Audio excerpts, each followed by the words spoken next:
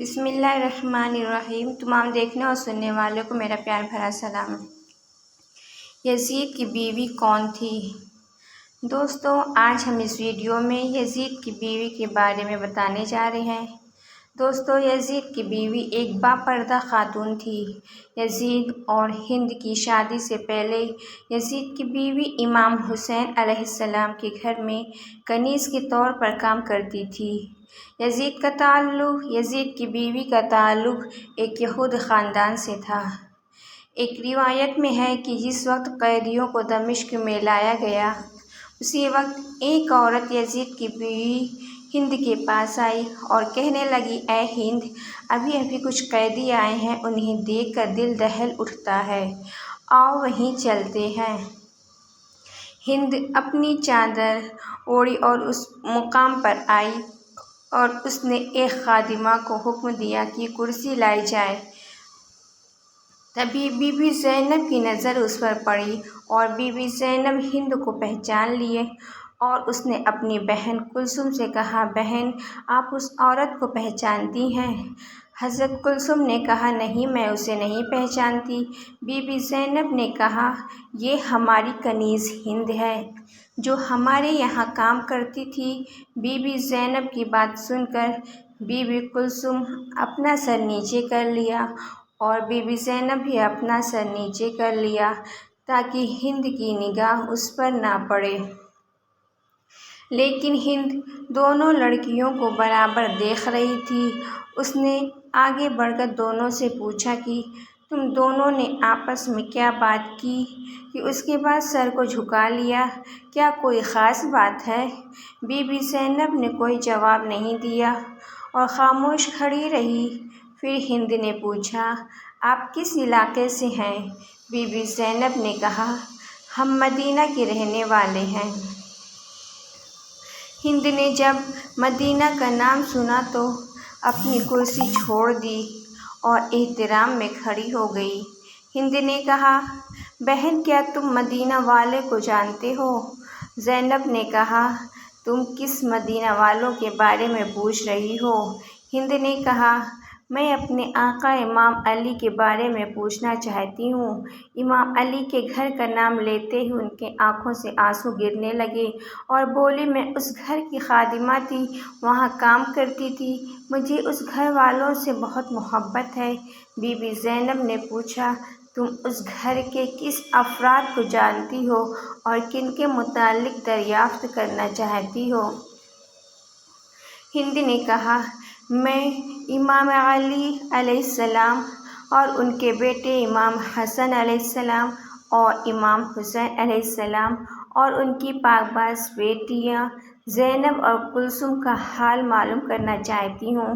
Be be زینب ہند کی بات سن کر اشک بار جواب دیا، تو نے جو کچھ پوچھا ہے میں تفصیل سے تجھے بتاتی ہوں۔ تو نے آل علی علیہ السلام کے گھر کے بارے میں پوچھا ہے تو ہم اس گھر کو چھوڑ کر آئے تھے۔ تم حسین علیہ السلام کے بارے میں دریافت کرنا چاہتی ہو تو یہ دیکھو، تمہارے آقا امام حسین کا سر تمہارے شوہر یزید کے سامنے رکھا ہے۔ تم نے اولاد علی کے بارے میں پوچھا ہے تو ہم نے میدان کربلا میں سبھی نوجوانوں کو بے غسل دفن چھوڑ آئے ہیں۔ تم نے اولاد حسین کے بارے میں پوچھا ہے تو ان کے سب جوان مارے گئے ہیں، صرف ایک حضرت سجاد باقی ہے جو تیرے سامنے ہے اور بیماری کی وجہ سے ناتواں ہے۔ تم نے زینب اور کلثوم کے متعلق پوچھا ہے تو دل پر ہاتھ رکھ کر سن، میں زینب اور یہ کلثوم ہے۔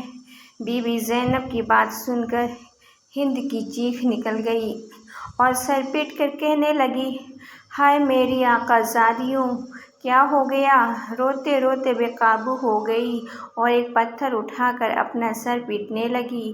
اتنی زور سے سر پیٹی کہ اس کا سارا بدن خون سے لت پت ہو گیا اور بے ہوش ہو گئی۔ اور جب ہوش آیا تو بی بی زینب کہنے لگی، اے ہند، اب کھڑی ہو جاؤ اور اپنے گھر چلی جاؤ، کیونکہ تمہارا شوہر یزید بڑا ظالم شخص ہے۔ ہم اپنی مصیبت کا وقت گزار لیں گے کیونکہ ہم یہ نہیں چاہتے کہ ہماری وجہ سے تمہارا سکون ختم ہو جائے۔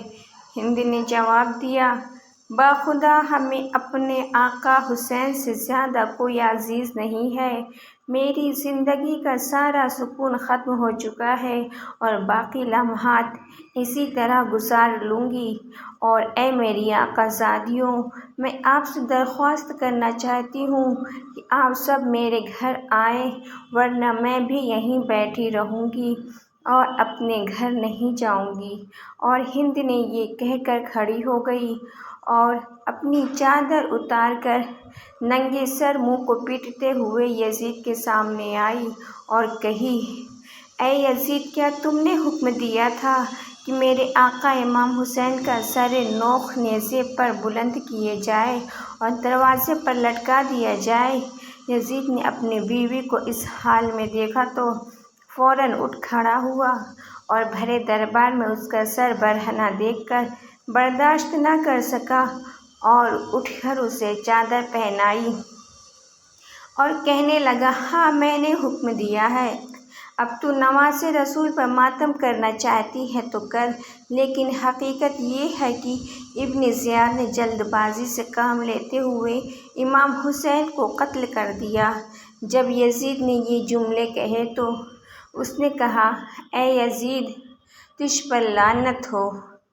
فرینڈز، ویڈیو پسند آئی ہو تو لائک کریں اور اس کو زیادہ سے زیادہ شیئر کریں، اور اگر میرے چینل کو سبسکرائب نہیں کیے تو پلیز سبسکرائب کرنا نہ بھولیں، کیونکہ مجھے آپ سب کی سپورٹ کی بہت ضرورت ہے۔